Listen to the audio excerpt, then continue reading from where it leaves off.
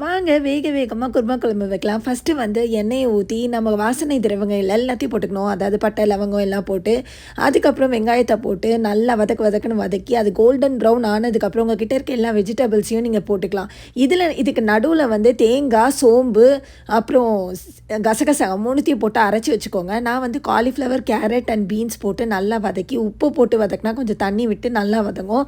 எண்ணெயிலேயே நல்லா வதக்கி, நல்லா ஓரளவுக்கு வெந்ததுக்கப்புறம் இஞ்சி பூண்டை போட்டு அதையும் நல்லா வதக்கிக்கோங்க.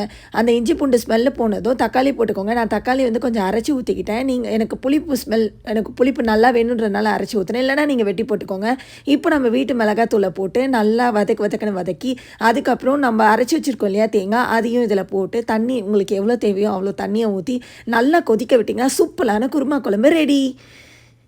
நீங்களும் இதை செஞ்சு பார்த்துட்டு எனக்கு கமெண்ட்டில் சொல்லுங்கள். பாய்.